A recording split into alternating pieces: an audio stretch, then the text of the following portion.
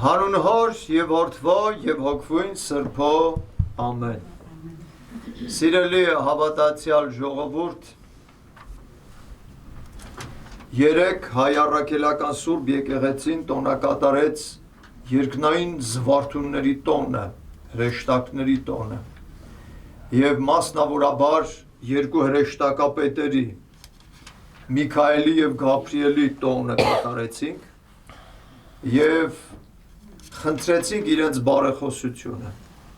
Հիշեք, սիրելի հավատացյալ ժողովուրդ, մեզ համար հրեշտակների գոյությունը ոչ թե ուղղակի այդպես վերացական ինչ-որ մի բան է, ինչ-որ մի բան կլինի, ոչ, մեր սրբոց ցանկի մեջ տոնակատարվող սուրբեր են հրեշտակները։ Միքայելն ու Գաբրիելը, որոնք պատմության ընթացքում հաճախակի երևացել են իրենց իսկ անուններով, երբեմն ոչ իրենց անուններով, մեկնիշներն են մեզ տեղեկացնում, որ իրենք էին, որ երևացին, ինքն էր, կամ այս այն հրեշտակը երևաց։ Բայց Գաբրիել հրեշտակապետը բազմաթիվ հայտնությունների ժամանակ իր իսկ անունով երևաց և աստվածային տնօրինությունները փոխանցեց և կարևոր ուրեմն աստվածային ծրագրերի մեջ ներկայություն ունեցավ։ Դրա համար էլ մենք որ կարդում ենք Աստվածաշունչը, տեսնում ենք, որ Աստվածաշունչը լեփլեցուն է հրեշտակած կերպարով, դեսպանությամբ, հրեշտակ նշանակում է դեսպան, իրենց կարևոր առաքելությամբ և իրենց կարևոր մասնակցությամբ։ Եվ մեր եկեղեցում էլ երկու հրեշտակապետերի ասեղնագործ պատկեր ունենք փաստորեն, Միքայել հրեշտակապետի և Գաբրիել հրեշտակապետի։ Գաբրիել հրեշտակապետը, որովհետև Սուրբ Կույս Մարիամ Աստվածածնին ավետեց Աստծու որդու ծնունդը երկրի վրա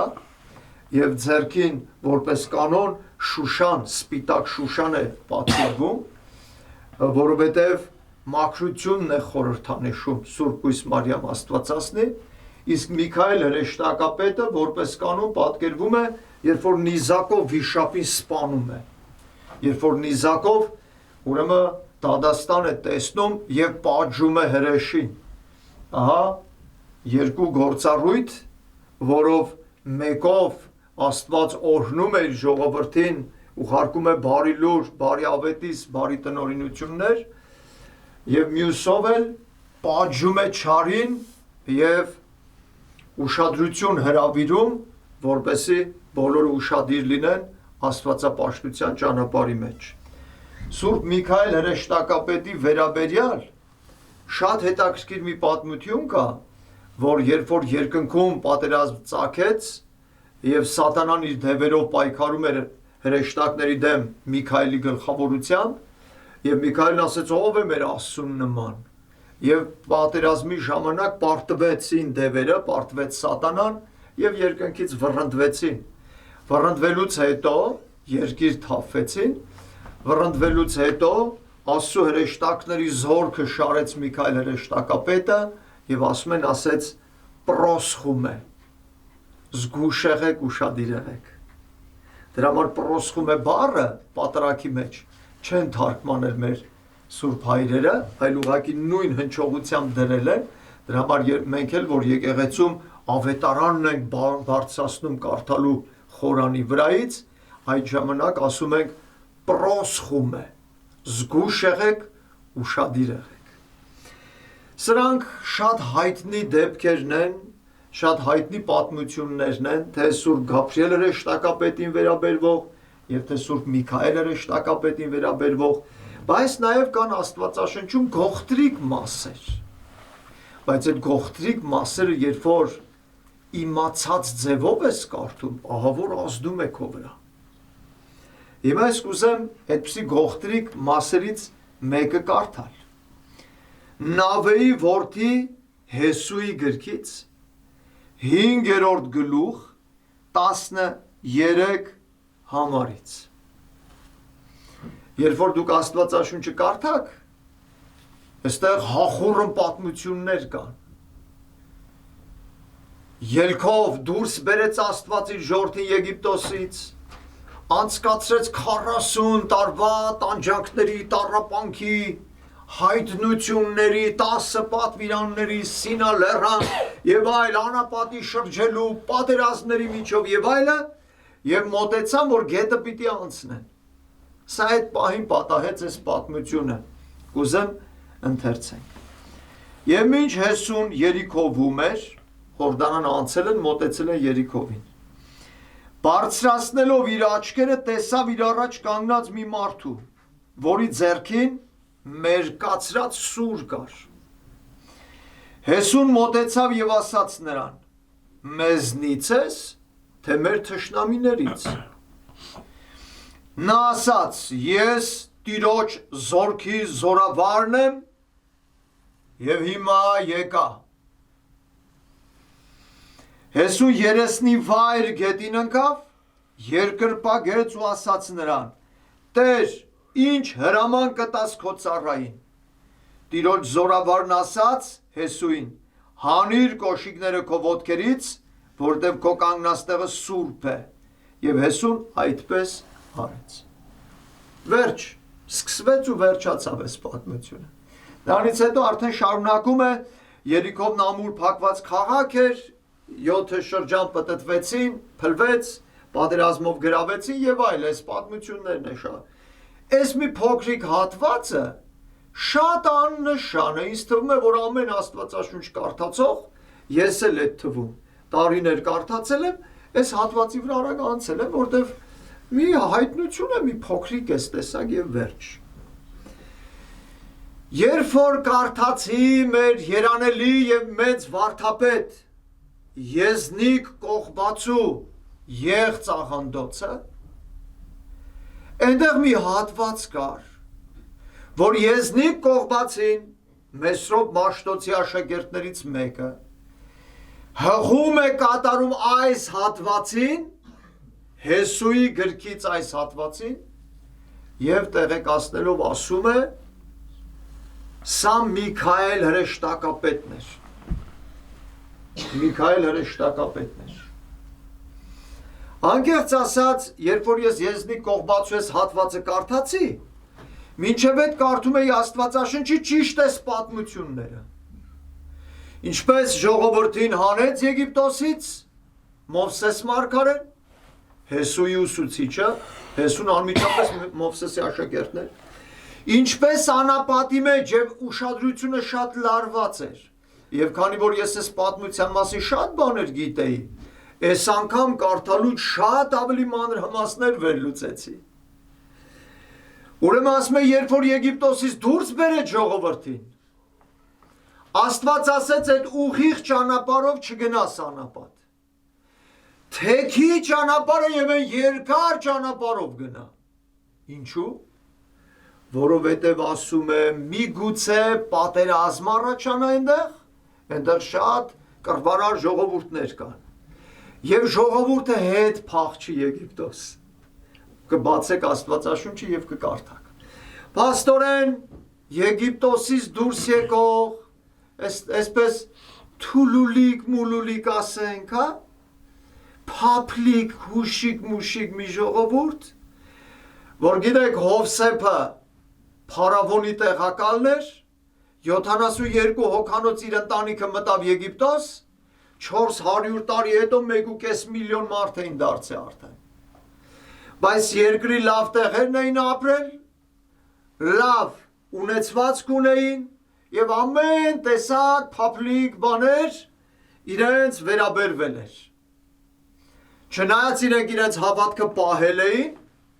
թլպատված էին եւ իրենց հավատքի մեջ հաստատուն էին, Մովսես անգամ, որ մեծացավ Եգիպտոսում, այսինքն Փարավոնի տանը, նա եւս հաղորդ էր եւ այդ սուրբ հավատքի մեջ նախանձախնդիր մեկն էր։ Բայց տեսեք, երբ որ ժողովրդին դուրս բերեց, ասում է, երբ որ կարճ ճանապարհով գնաս, դեռ նոր հանված պիտի պատերազմ ծագի մի ժողովրդի հետ, եւ միգուցե ժողովուրդը վախենալով հետ փախչի նորից Եգիպտոս։ Երկար ճանապարհով տարավ, հետո անհանգստություն եղավ, երբ Փարավոնն էլ վերլուծեց, թե Ինչու կարճ ճանապարհով չգնացին, եթե դրանք անապատ էին գնում։ Ինչու թեքվեցին դեպի ուրիշ կողմ գնացին, զորքերով գնացին Կարմիր ծովի։ Ուրեմն այդ հաչատիպ տեղը մտան եւ մնացին անելանելի դրության մեջ, Աստված ծովը բացեց ու անցկացրեց դեպի անապատ։ Դրանից հետո, երբ որ նրանք շարժվեցին դեպի իրենց երկիրը, որտեղ Աստված իրենց առաջնորդում էր, երբ որ մոտեցան ճիշտ այս Հորդանան գետի մոտերանք եւ լրտեսներ 12 հոգի ուղարկեցին, որպեսզի իմանան, հասկանան, թե արդյոք կկարողանան գրավել, ինչ ժողովուրդներ կան այնտեղ բնակված, լրտեսները վերադարձան, 12-ից միայն 2-ը համարձակ խոսեցին։ Հեսուն եւ Քախեբը, այ Հեսուի գիրքն ենք կարդում։ Հեսուից ու Քախեբից, որոնք երկուսն են երիտասարդ հավատացյալ տղաներ էին, մնացած 10 հոգին ահաբեկեցին ամբողջ ժողովրդին։ Այն ժողովուրդը հսկաներ են։ Դուք տեսնեք ինչ ամեհի զորավոր մարդիկ են, մենք չենք կարող, չհնարավոր չի։ Աստված մեզ բերել է այստեղ, որ կոտորի։ Գոնե մեր երեխեքին կպահենք իրենց կյանքը խնայվի, մի ահավոր մեծ ալեկոծություն առաջ բերեցին, մինչև անգամ ասում է ժողովուրդը ուզեց Մովսեսին ու Ահարոնին քարկոծելով սպանի։ Մովսեսը սարսափելի տխրեց ու ընկճվեց,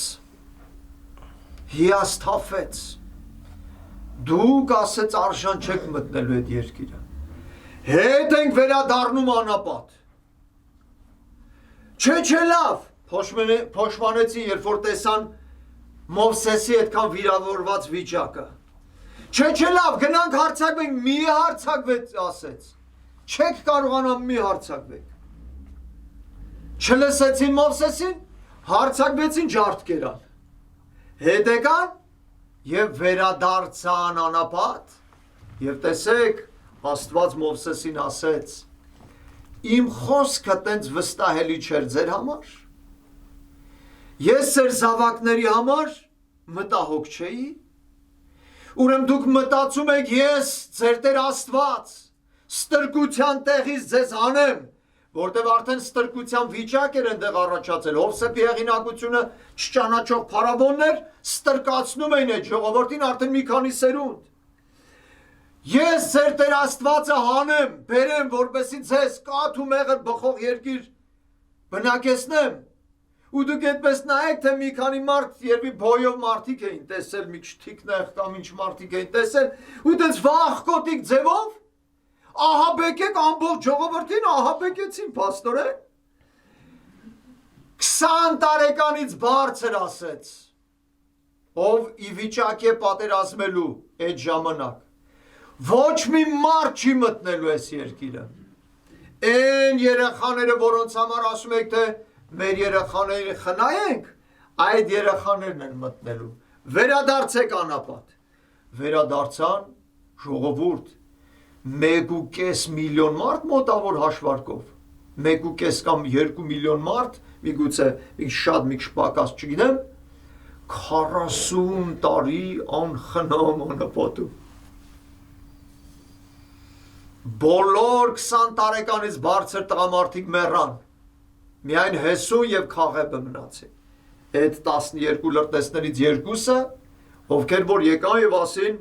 Աստված մեր կողմից է, մենք կմտնենք ու կգրավենք։ 40 տարի շրջելուց, ինձ թվում է, որ փափկակենցաղ, հուշիկ-թուշիկ ժողովուրդը, Եգիպտոսի մեղքությունների սովոր ժողովուրդը, դարձավ շարժուն, ամուր, ձիգ, համարձակ, կորցնելու ոչինչ չունեցող մտածողությամբ, մնացածը թողում եմ ձեր տրամաբանական վերլուծության, թե էլ ինչ փոխվեց այդ 40 տարվա մեջ։ Լսեք, երբ որ 40 տարի հետո ժողովուրդը մոտեցավ Հորդանան գետին, սրանց ահն ու սարսափը տարածվեց բոլոր ժողովուրդների վրա։ Սեհոն և Օգ թագավորների ջարդը տվեցին և մոտեցան, որ Հորդանանը անցնեն, Մովսեսը մեռավ լեռան գլխին։ Մովսեսը ինքն էլ չանցավ Հորդանան գետը։ Հեսուն Մովսեսի հաջորդը կանգնեց գործի գլուխ եւ հիմա անցան Հորդանան գետը, Հորդանան գետից այն կողմ էր խոստացված երկիրը եւ մոտեցան Երիքովը, որ պիտի գրավեն, մինչեւ Երիքովի գրավելը հայտնվում է Աստծո զորքերի զորահրամանատարը Սուրբ Միքայել հրեշտակապետը։ Սարսափելի ազդվեցի, երբ որ Եզնիկ Կողբացու գրության միջից կարդացի, որ այս զորահրամանատարը Միքայել հրեշտակապետն էր։ Երիքովը գրավեցին, 27 պետություններ ջարդեցին, 27 թագավորների սպանեցին։ Դուք պատկերացնում եք ինչ ահասարսուր դրություն էր։ Եվ մի մոռացեք, որ սա նախնադարում կատարված բան էր։ Այս տեսակ բան չկար։ Մինչ որ ժողովուրդ անապատից դուրս գա ու հուշկում մտնի հարվածի 27 պետություններ գետին տապալի, 27 թագավորների գլխատի, ամբողջ ժողովուրդները հեռվից հեռու արդեն վախեցած էին, եւ որովհետեւ այդ ժողովուրդների մեղք այլանդակությունը ծայր աստիճան էր հասած, իրենց կուրքերը, տարատեսակ կուրքերը, տարատեսակ պիղծ ու անօրեն անարժան գործերը, Աստծու դեմ զարուրելի ու զազրելի պիղծ գործերը, սրա համար էր, որ Միքայել հրեշտակապետը երկնքից իջավ եւ առաջնորդեց կոտորոզորքին։ Մենք միշտ հրեշտակներին պատկերացնում ենք մեր 20-րդ դարի, 21-րդ դարի նկարների մեջ թևավոր երեխաներ, բայց չգիտեմ, թե թևավոր երեխաների նկարը որտեղից են գտել։ Աստվածաշնչում ես անկեղծ ասած նաև Սուրբ Ավանդության մեջ փնտրում եմ, թե որտեղ են տեսել թևավոր երեխաներ, որ տեսիլքը կարդում եք ահազդու դեմքեր, տեսեք ասեց ես տիրոջ զորքերի հրամանատարն եմ, Հեսուն բերնի վրա ընկավ դեմը, որտեղ զորահրամանատարը թևավոր երեխա չէր կարող լիներ, ահազդու մեկը պիտի լիներ։ Եվ շատ տեսիլքների մեջ Դանիել մարգարեն, Հովհաննես Ավետարանիչը, ասում է տեսա ահազդու դեմքը եւ ընկա գետին, որտեղ Աստծուց եկող պատգամավոր էր Սուրբ հրեշտակը։ Եվ սիրելի հավատացյալ ժողովուրդ, փաստորեն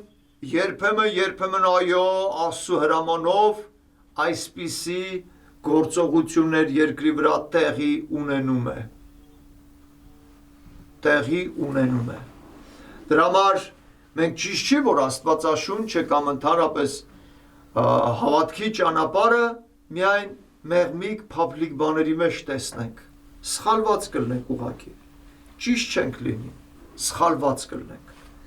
հավատքը թերի ու սխալ կպատկերացնենք, այլ հավատքը պետք է իր ամբողջ բովանդակության մեջ վերլուծվի, ընկալվի եւ հասկացվի։ Փաստորեն 40 տարի հետո Միքայելը երկնքից իջնում է, Հեսուին ներկայանում եւ ըստ էության այդ ամբողջ ջարդը կազմակերպում է Հեսուն։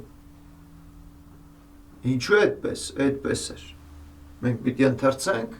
եւ Աստծո խոսքը ճիշտ հասկանանք։ Մենք պիտի ընթերցենք եւ մեզ համար հոգեվոր դասերը քաղենք։ Դրա համար սիրելի հավատացյալ ժողովուրդ, ես մաղթում եմ, որ Սուրբ հրեշտակները երկնքում բարեխոս լինեն։ 7 տարին մեկ անգամ այնպես է պատահում, որ իմ ծննդյան օրը ես պատարագ եմ մատուցում, որտեղ Կիրակի է պատահում, այսօր նոյեմբերի 9-ին։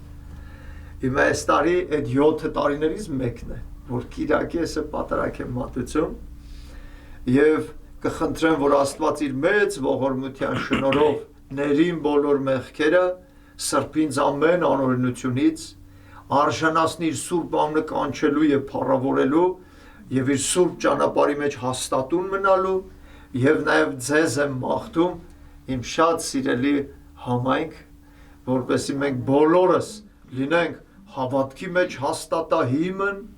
ուրախություն ունենանք Աստծուց ստացած, քաղցրությամբ լցվի մեր համայնքը Աստվածային բոլոր պտուղներով ու պարգևներով, մանավանդ որ սա հավատարիմ եւ հավատքի մեջ փորձված, նեղության մեջ փորձված համայնք է։ Ամեն Տեր։ Եվ սրան պարակտել հնարավոր չէ ասուզորությունը կա հավատավոր սրտերի եւ աչքերից ճառագայթող այս ուրախության ու միաբանության մեջ։ Մաղթում եմ, որ Աստված միշտ բոլորիս հետ լինի, իր հրեշտակած բազմությունը մեզ պահապան կարգի Սուրբ Միքայել եւ Սուրբ Գաբրիել հրեշտակապետերի գլխավորությամբ։ Ամեն Տեր։ Շնորհ, սեր եւ խաղաղություն ձեզ ընդամենեսյանը։ Ամեն։ Եվ տուր մեզ համարցակաձայն բարբարով բանալս բերանս մեր կարդալս քեզ երկնավորդ հայր երկել եւ ասել։ Ամեն